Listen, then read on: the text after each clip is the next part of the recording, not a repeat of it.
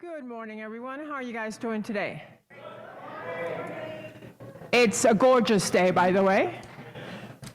So, welcome this morning to the Unitarian Universalist Fellowship of Northern Nevada, where it is our mission to grow together in love, faith, justice, and joy. My name is Xiomara Rodriguez. My pronouns are she, her, and ella. I am honored to serve as your worship associate today.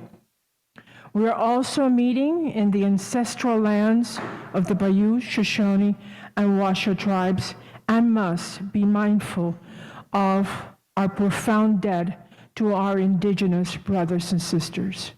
I am humbled to be here in their land. I would like to welcome you all here, no matter where you are today.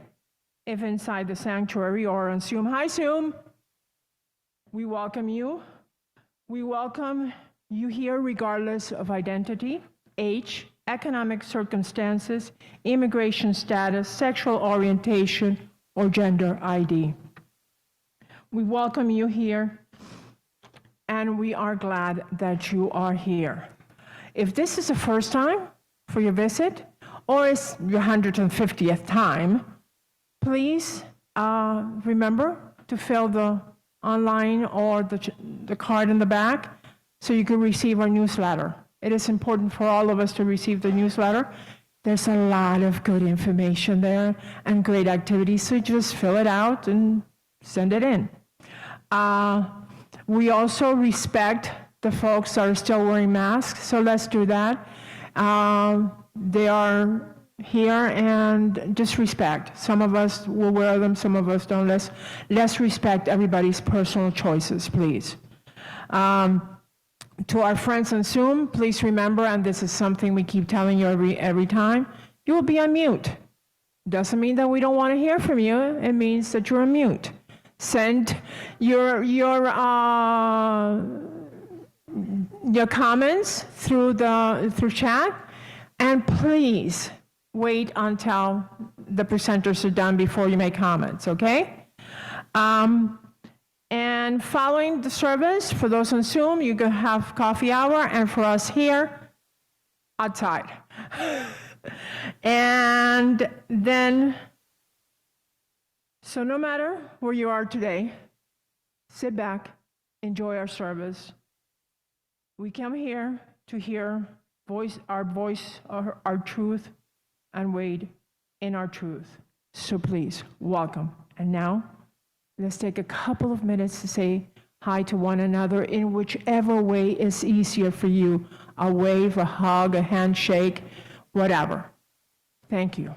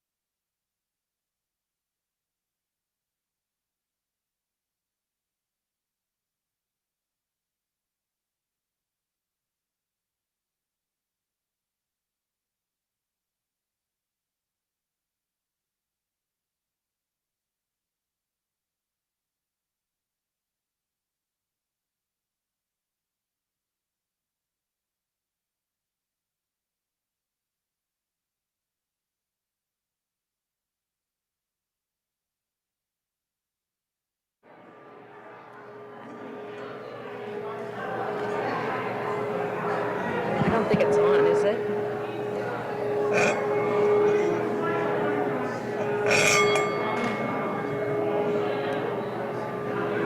I love it that you do it, though.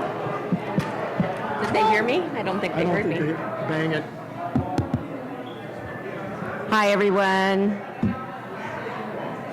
I want to give you this time, too, in addition to saying hello, if you want to pick up a Joys and Sorrows slip from the back table and fill that out.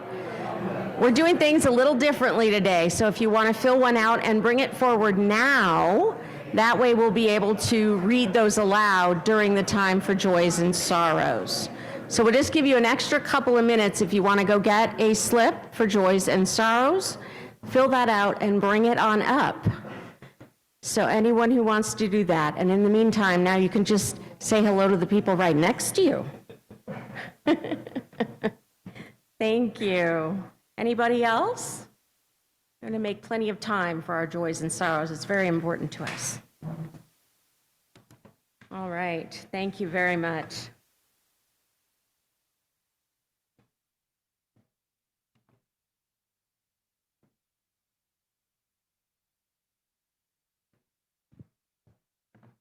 Hello. Thank you.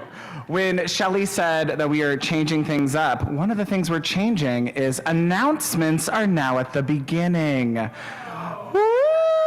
So for those who do not know me, my name is Nathan Bakken. I use they, them pronouns. I am the Director of Faith Exploration and Transformational Learning here at UUFNN. And one of my greatest joys is giving announcements. And I've been gone for a few weekends, and so I have quite a few today.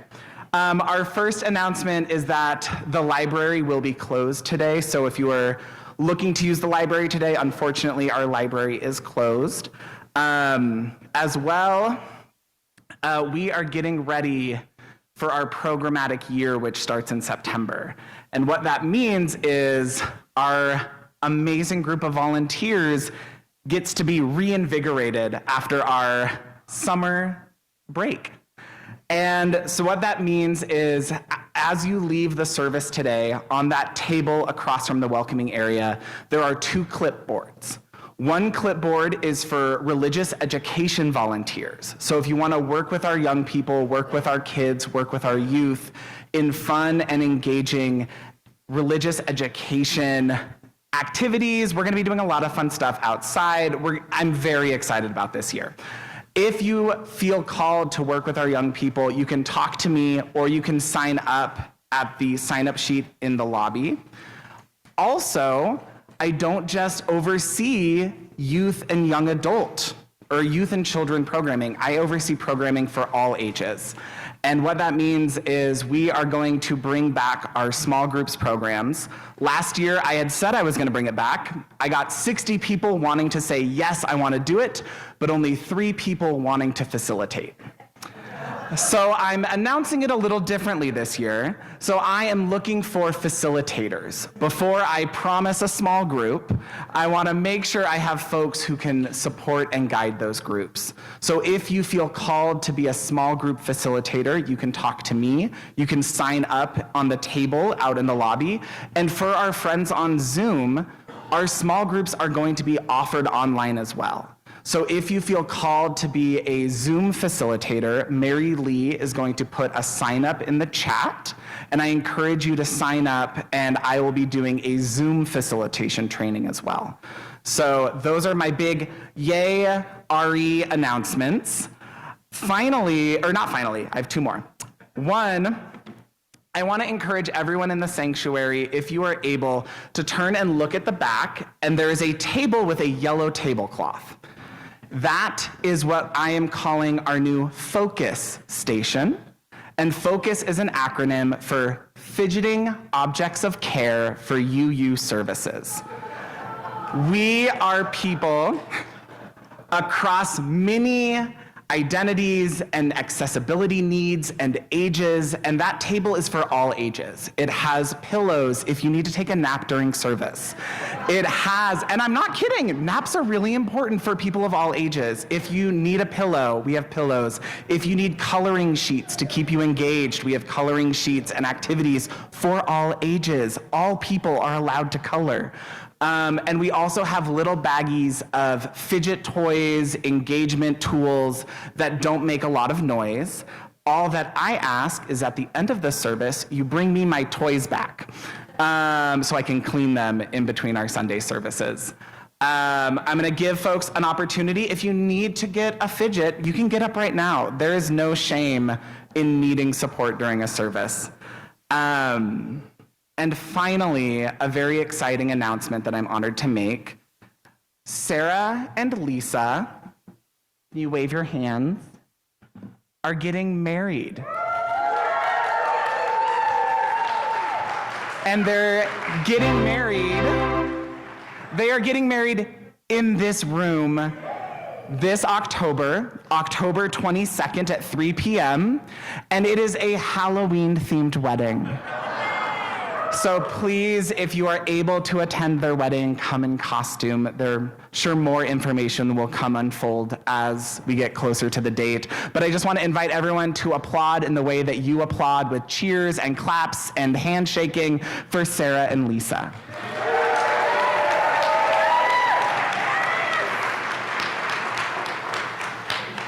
And that brings our announcements to a close. Thank you.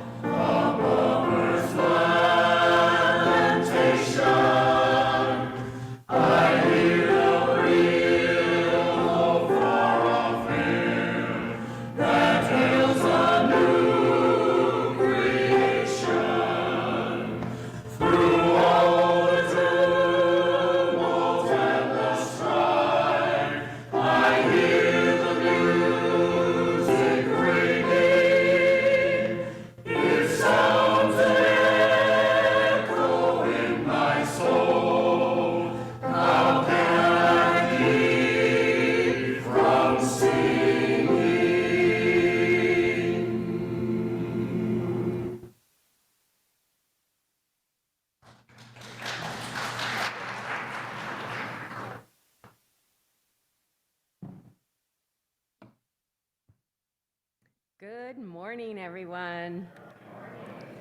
My name is Reverend Shelly Thompson, and my pronouns are she and her, and I am so lucky and delighted to be the interim minister here at UUFNN. Woo!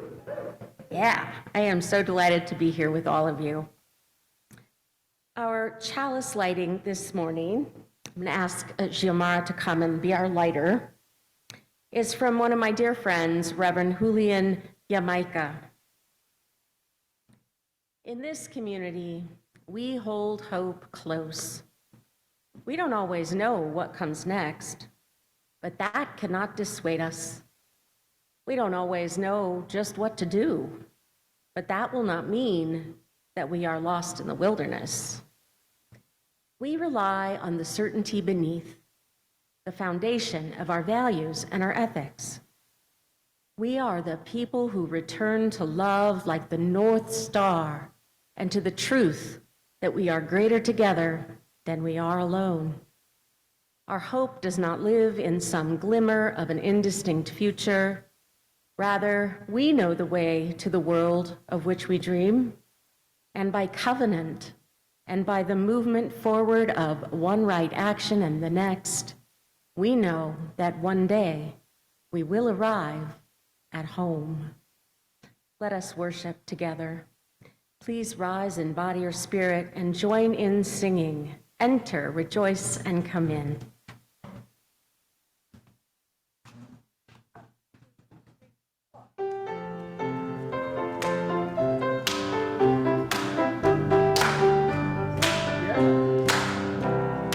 Enter, rejoice, and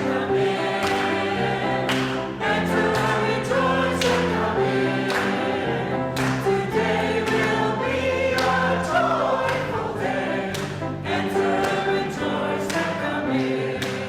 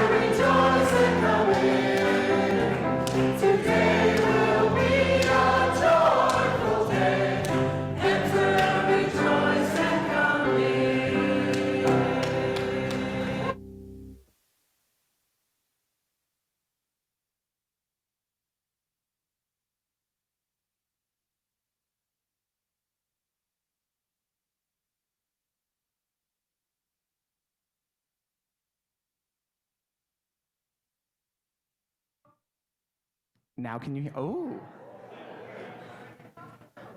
I will give our amazing tech team some time. Ooh, perfect. Thank you, Tracy. As we begin today, we are bringing back a long-standing UU moment in the service. This is what we call our time for all ages. And as we move through this time over the course of our Sundays this year, we might have stories like we have today. We might have songs, we might have plays. You never really know what's going to happen at a time for all ages. And today we are reading a story titled The Day You Begin by Jacqueline Woodson, illustrated by Rafael Lopez.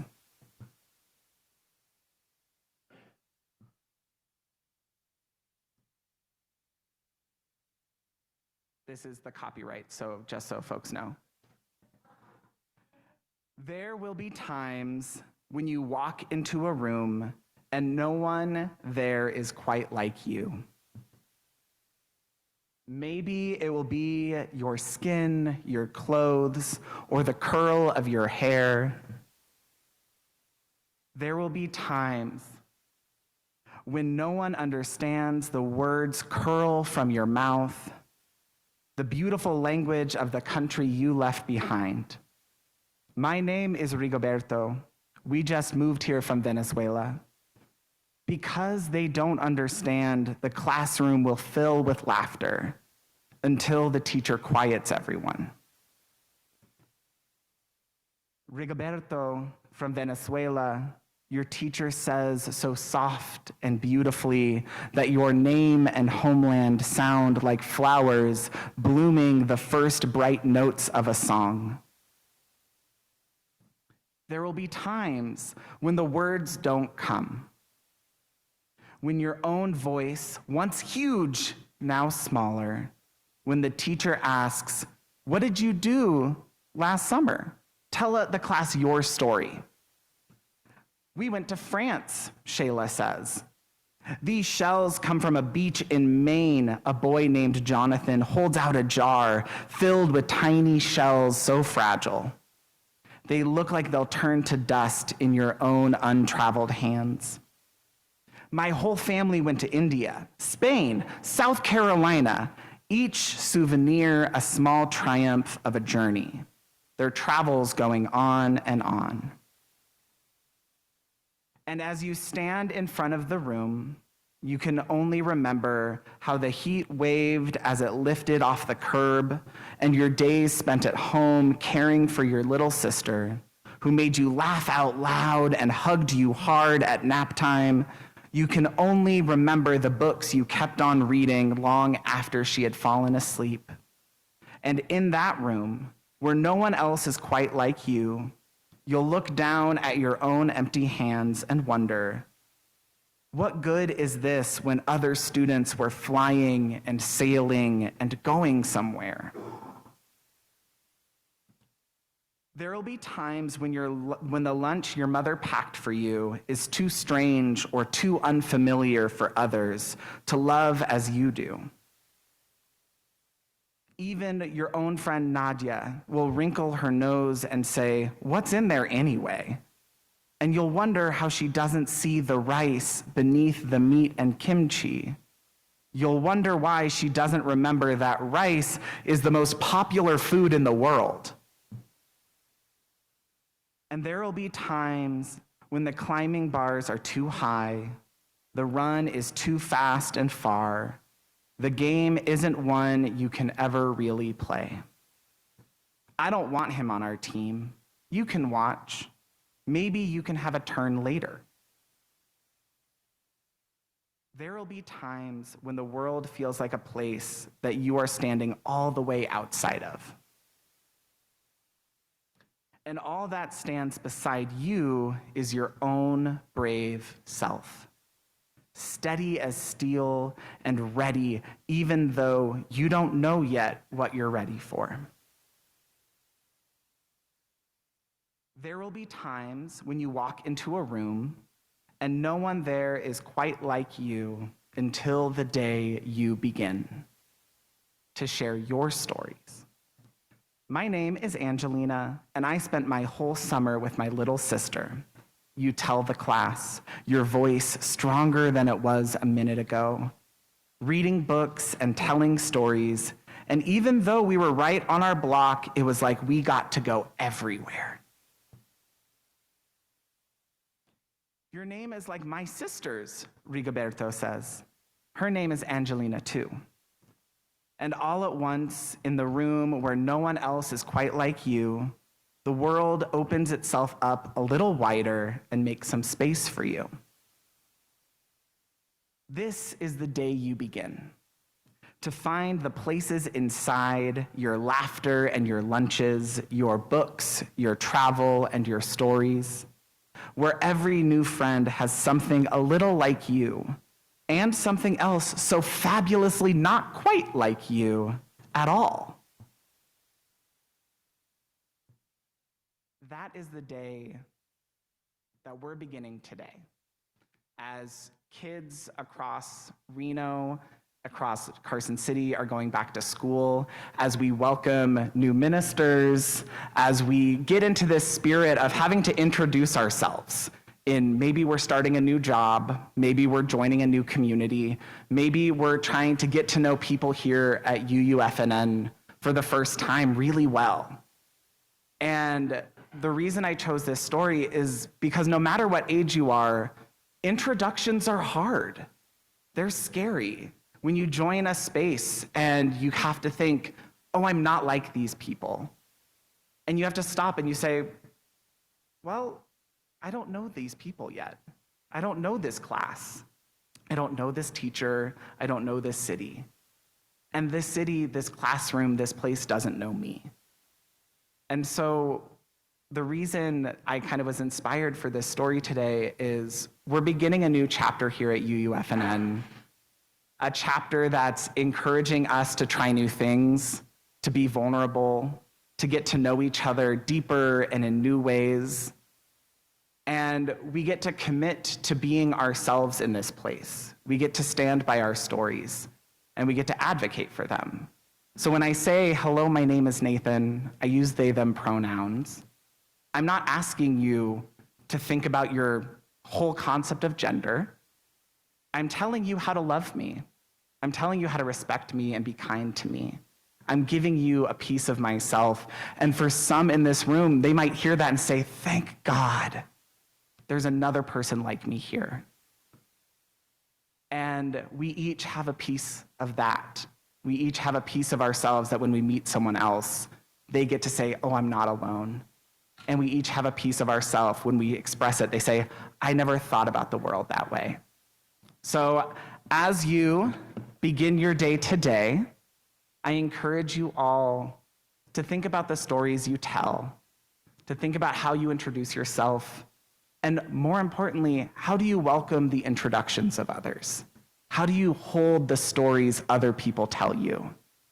Because it's in those stories, yours and others, that beloved community is built. And we begin beloved community every day.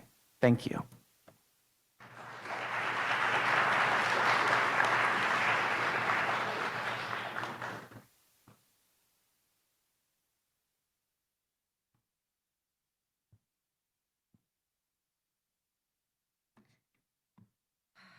And it is a beautiful, beautiful thing to be together.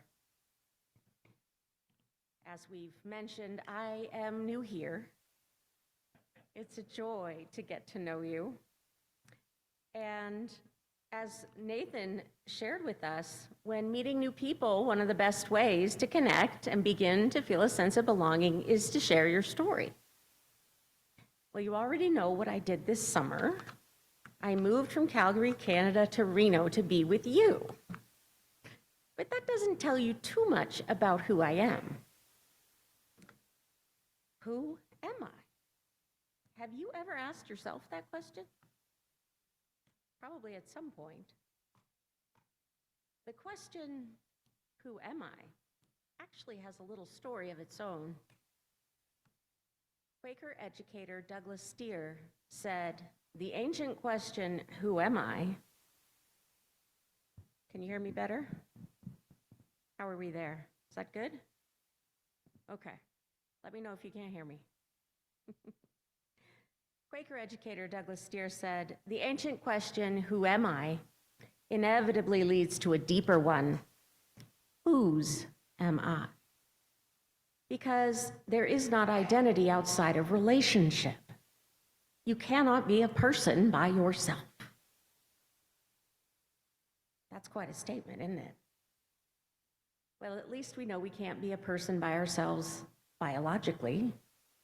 You know, relationships, it turns out, are in fact central to our selfhood in some pretty important ways. Unitarian Universalist minister Victoria Safford added some more questions to the conversation. You know, we love our questions. She said to ask, "Whose am I?" is to extend the question far beyond the little self-absorbed self and wonder, who needs you? Who loves you?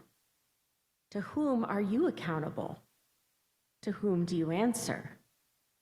Whose life is altered by your choices? With whose life or whose lives is your own all bound up inextricably in obvious or invisible ways? Oh, that interconnected web of all existence really is complicated, isn't it? And it's a beautiful thing. When it comes to my own story, there's one more question that means a great deal to me. It gets right down to the core of who I am. And this one I was first asked by one of my seminary professors, Dr. Mark Hicks.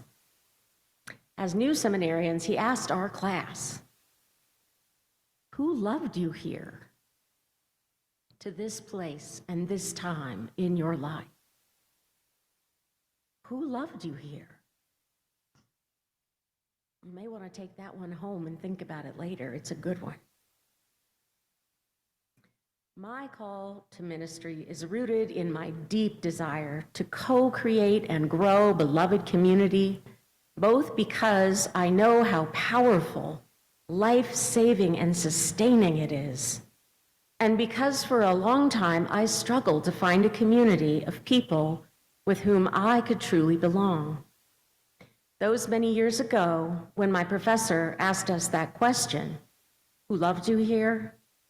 I remembered back to my childhood with the poignant realization that for most of my life up until then, it was my parents by themselves who were my community, and they certainly are the ones who loved me here. My parents, Brenda and Virgil, are remarkable people. More than anyone else, they loved me here, and I am theirs. So I want to tell you a little bit about them, because to really know me, you have to get to know Bren and Virg. They're already planning a trip here. They want to meet you all. They're very excited. I think they want to meet you more than they want to visit me, actually. And you will love them. They shaped my values. They nurtured my gifts. They made space for me to be very different from them in a lot of ways. They gave me roots and wings. Brenda and Virgil were both born and raised in Wichita, Kansas. Kansas is one of those little rectangular flyby states, as they call them. It's flat, more so in person than on paper. My mother's father, Lyle Jaden, was a farmer, a cattle rancher, and an oil man. He was kind of one of those John Wayne manly men. Wore a cowboy hat and drove a pickup truck and chewed tobacco, red man tobacco. But he also had a mischievous sense of humor and a playful side that came out with his grandkids. He once led my brothers on a cattle drive in one side of the paddock and around and back in the other door. They were so excited. My grandmother, Sue, was a pillar of the community. She was a devout Methodist, and she was someone who spent a lot of her time and energy helping other people. One of the things she did was her church group would go to Mexico every year to dig latrines. That's the kind of person she was. She was dedicated to doing what it takes and putting her own self right up in there, up close and personal, as we say. My mother names that she gained her values of service, kindness, and humility from Grandma Sue. Brenda grew up as the oldest of 3 siblings, so she spent a lot of time helping her mom with the care and upkeep of the home, including feeding hungry ranch hands. And my mom had a lot of cousins and friends, and they were always popular. And my mom was pretty much always the nicest person everyone knew. And one of my favorite things about my mom's family, they were the 4-H farm family for several years running. It's impressive. She and my dad were high school sweethearts. Virgil grew up in a poor working class family. His parents didn't go to high school and were married young. My grandfather ran away from an abusive home when he was only 13, and Grandma was just 15 when they got married. They had 5 kids, and my dad was second to last. And even though everyone else in his family is normal or above average height, he only grew to be 5'6". And so even as a little kid, everyone described him as scrappy. He was feisty. Well, the family had to move around a lot, and I think he went to 7 schools before high school.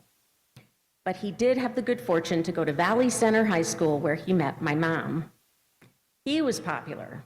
He was on the track team, the debate team, and had tons of friends. My mom was a cheerleader. Together, they were the track king and queen my dad's senior year. And believe it or not, my parents are still in touch with some of their high school friends. I have to say, my parents, they will tell you they're in quite a bit better shape than some of their friends. They're very grateful for their enduring health and mobility and the many, many blessings they have in their life. You would never guess they're in their early 80s. They were married in 1960, and just last weekend was their 63rd wedding anniversary. Unbelievable. They had 2 boys by 1966 when Dad graduated from law school, having worked full-time to pay his way through. They moved to California, to the San Francisco Bay Area in 1969, and my dad got a job as a lawyer for a pharmaceutical company. And so from there, he moved his way up into executive management. But in the early 70s, they decided that they were well situated and they wanted to expand their family by offering a good life to a baby girl in need of adoption. They adopted me out of foster care when I was 2 years old. Up until then, I'd been living in the loving care of a wonderful foster family and was naturally closely bonded to my foster mother, Jackie. She's one of the other people who loved me here in a big way. And being taken away from her just like that was a really traumatic event. Back then, not much was understood about the effects of early childhood trauma and some of the long-term problems that can make parenting such children really challenging. I think the pediatrician told my mom that, oh, you just love them. That'll fix it. Sure.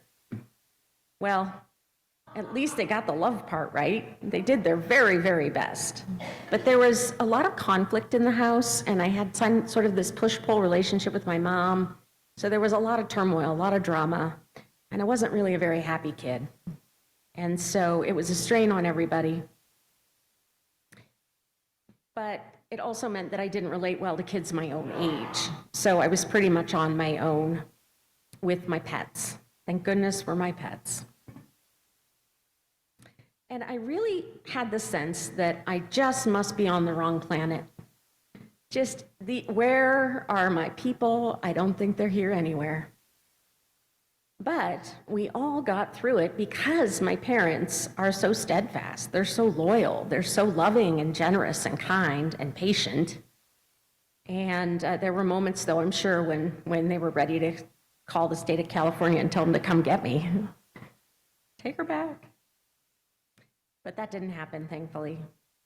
We were determined not to give up on each other.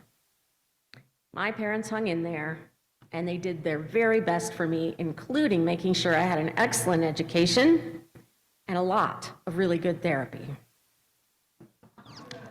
It's been a lot of hard work. And my parents and I have spent a lot of years working super hard to heal our relationships and let go of the past, forgive each other for not being perfect. And you know what? My mom is my best friend. I talk to her every day. And my dad and I are basically each other's biggest fans. And they are still so central in my life. Brenda really is the nicest person you'll ever hope to meet.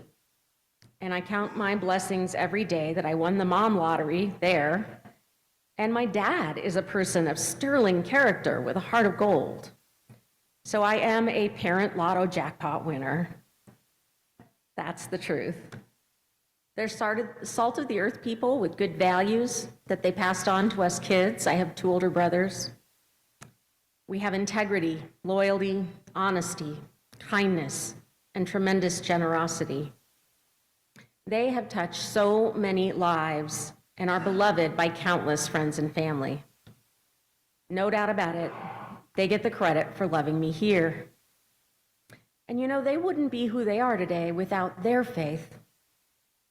When they moved to San Diego about 25 years ago, they joined a Presbyterian church, and it was life-changing for them, especially my father, because there they found the kind of community that we know about here. They went into small group ministry, and they could really share themselves. My dad, who'd been a very tough, men are not supposed to share their feelings kind of person, suddenly had friends, and he could talk about parenting and marriage and life, and we're not perfect, and how does he forgive himself? And all of those really deep, important questions that he'd never had a chance to talk to anybody about before. And together, once again, they started to serve that community, and the circles around them just get wider and wider. They love everyone. And because of all of that wonderful community, my father learned to relate to me in a different way. I became a therapist at one point, and anything I would try to say to him to get along, he would just hear psychobabble. And he couldn't understand me. But the language they were speaking with him at church, that he understood. Forgiveness, kindness, love. Made a huge difference. So I'm more than happy to tell people I have a friend in Jesus, because he helped my dad learn about forgiveness, apologies, starting anew, and really going deeper with one another in very authentic ways. And my parents love that I'm a Unitarian Universalist minister. They appreciate that I found a different faith. And as well and as whole and as I am now, I've come a really long way, thankfully. Some of my deepest healing work on my relationship with myself is always going to need attention. And there are memories and stories that will always be a part of my identity. Like every one of us, I carry with me everything that I've learned the hard way by living through it. Life lessons that have helped me understand what suffering is, what compassion is for, why we need our kindness and empathy as much as we need air and water. It wasn't until I became a Unitarian Universalist that I discovered what being a part of a true community is really all about. I attended a UU church for the first time when I was in my late 30s. I'd become so discouraged by the state of the world and by feeling so small and helpless and alone to do anything about it that I was really getting depressed and discouraged. And it was my dad who insisted in that dad way of his that I absolutely had to go to church. Any church, just go to church. That's where the nice people are. That's where the community is. I know you don't believe me, but you have to go to church. And next time I call, I better hear that you've gone to church. And of course he was right. It was the trick of finding the Unitarian Universalist church that made the difference for me. And I had one of those epiphany moments. The first time I went to a UU church, I sat down and we had a chalice lighting and we did joys and concerns. We lit candles. And in that church, the tradition was to sing the song, "Comfort me, sing with me." And I just start bawling. I mean, wow. I mean, really? We're going to comfort each other and sing together and be together? That's just unheard of in my world. I really felt that I'd found my people. It took a long time before I stopped crying every Sunday. And what's more, that church showed me that by working together, even on the world's most wicked problems, at that time we were reading The New Jim Crow, we were working on mass incarceration in our own county, especially with juvenile offenders, and we were doing all kinds of other really important stuff that's hard and discouraging in its own right. But these people were hopeful. Oh my gosh, can you imagine that? I was just perplexed. Like, why are you so happy when we're talking about how crazy the world is? And just by participating in it, I realized it's because we're on this journey together. We're being honest and deep and real, and we accept one another as we are, knowing that nobody's perfect, and that together we are so much better than any one of us could ever be alone. And therefore, when we tackle these huge problems, we actually do make the world a better place. We make our lives better, and we make an impact on the community around us. You all know that here too. I've seen and heard about so many of the amazing ministries that you're doing. Reno is a better place because we're here, right? Finding my Unitarian Universalist faith community is what has given my life deeper purpose and richer meaning. And in my life now, I have a tremendous community of support thanks to my faith across 2 continents. I have deep, authentic friendships and people who call me just to say hello, and people who remind me that I am loved and enough just as I am. I am so blessed, and now, even more so, that I get to be here with all of you. At the very core of our Unitarian Universalist faith, we covenant to build loving relationships. That's what grounds us. We are the people who return to love like a North Star and to the truth that we are greater together than we are alone. We choose each other as companions for the journey, who remain connected through all of life's joys and sorrows, no matter how rough life gets, no matter what comes our way, and we make sure to celebrate all of our triumphs and count our blessings, because it is so much sweeter when we share the good stuff. So my darling, darling ones, let us hold each other close in heart and mind and spirit and the embrace of beloved community. Together, we are the answer to these questions. Whose are you? Well, I'm yours and you're mine. We're part of the human family. We're part of the UU family. Who needs you? We all do. Who loves you? We all do. To whom are we accountable? To whom do we answer? Well, we hold each other accountable. We're accountable to our faith, to our community, to our values and our principles. And whose life is altered by our choices? With whose lives are all ours bound up inextricably in obvious and invisible ways? Well, we know we are all a part of the interdependent web. We all belong together. Amen.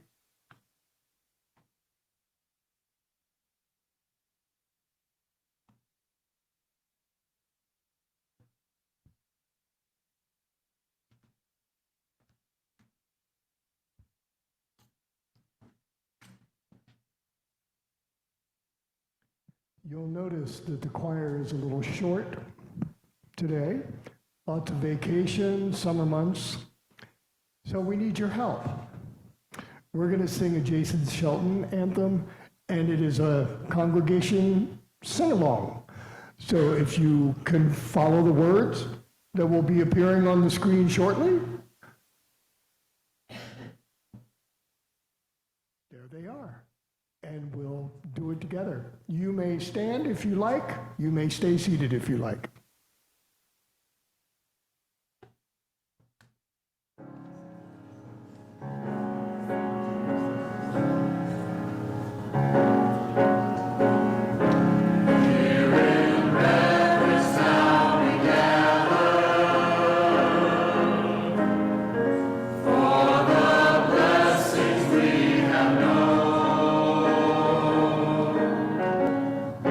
With a pledge to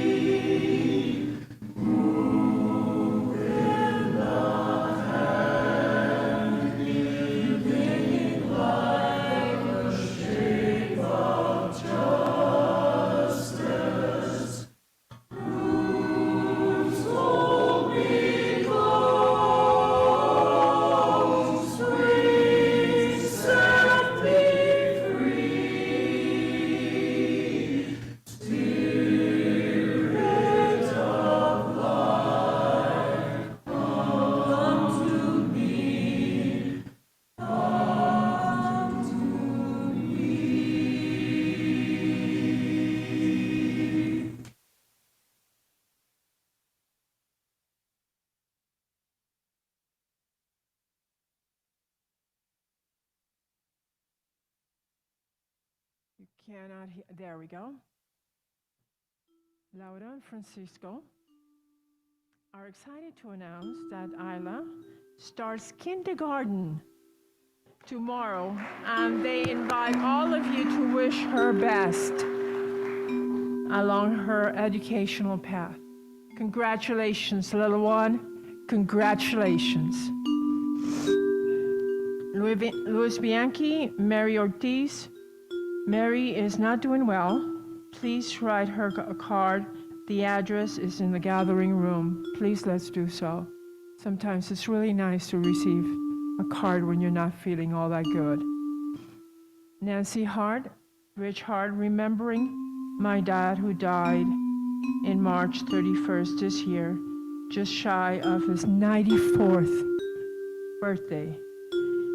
He lived a long and rich life. It is not always easy to find joy in the middle of the chaos and difficulty that life brings us. And we need to often be intentional in our thoughts and our prayers to bring and keep joy in our lives during life's changes. Let's take a couple of seconds for our joys and sorrows.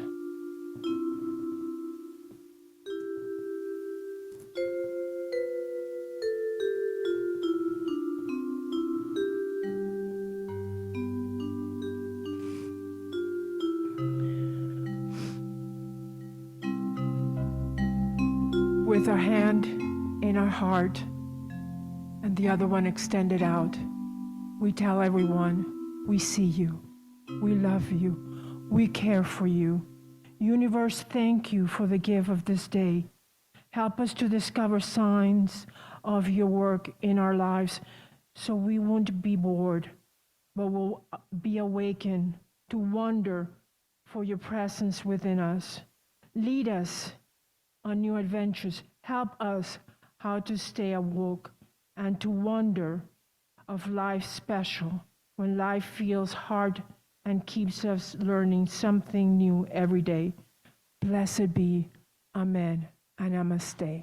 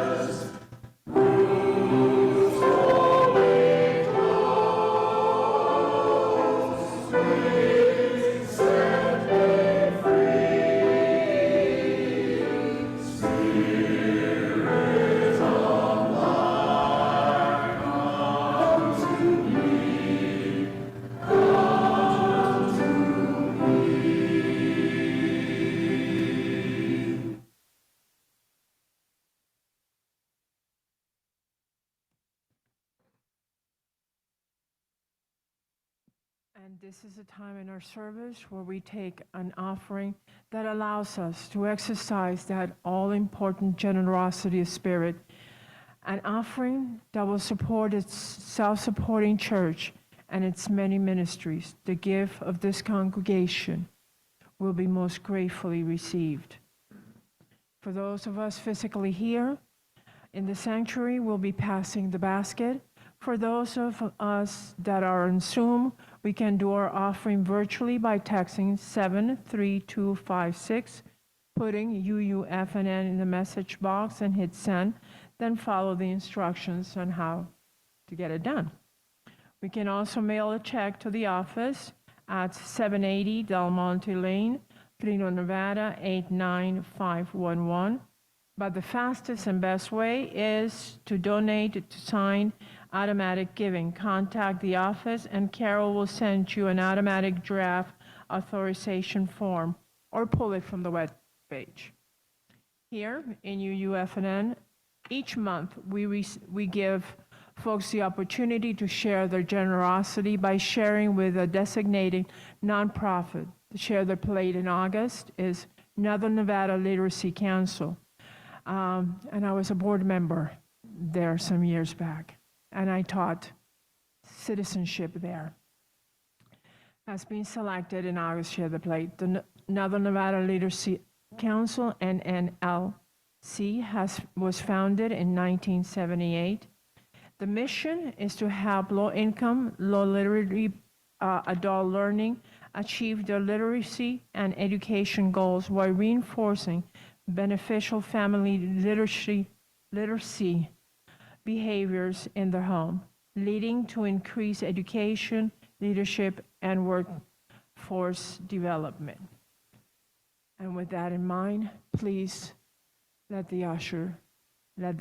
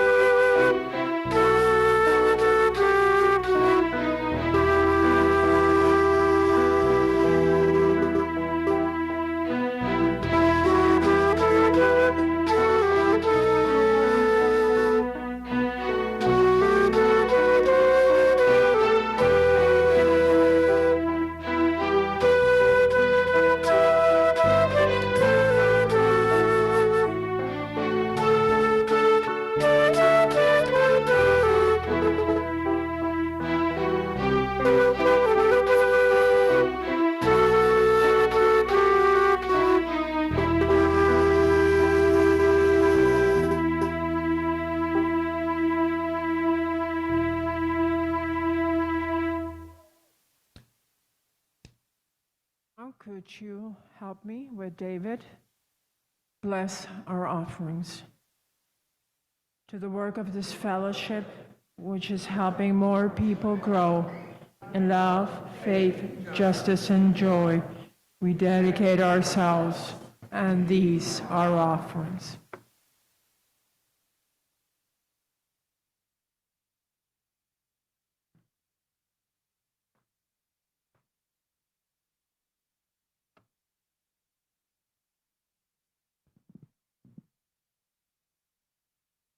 We extinguish our chalice with the words of Reverend Brian Kiley.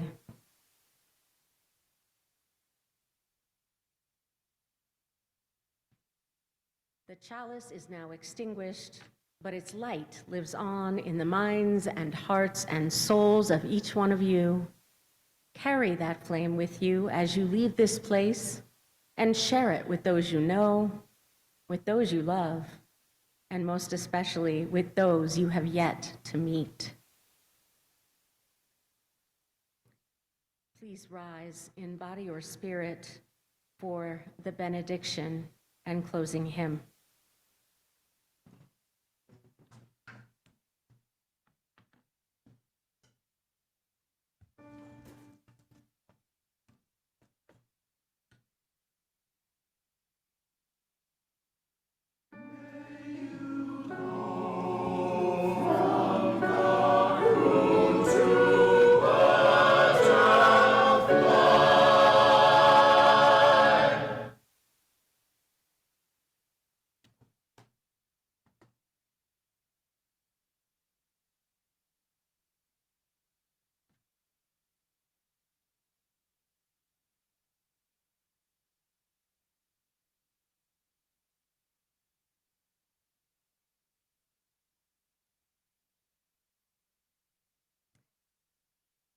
I'm going to return us to a pre-COVID tradition. We'll see how we feel about this. I'm going to offer the benediction words, and then we'll sing. And while we're all singing, your worship leaders and I will process back to the door so that when we finish singing, we can say hello to you on your way out of the sanctuary. And just, of course, during COVID, we had to quit that because we didn't want to be any too close, right? So we're going to try that today. As I'm still getting to know all of you, I would love to be able to see your smiling faces and say hello to you this morning, remembering that in this post-COVID time, handshakes are optional. You can wave, you can nod, you can bump elbows, anything is fine, knowing that we're all a lot more careful than we used to be, and it's better for all of us that way. My dear ones, my favorite benediction comes from my first Unitarian Universalist minister, Reverend Mark Stringer. Let us go from this place open to life, expecting to love, and prepared to serve. Please join me in singing, Come and Go With Me.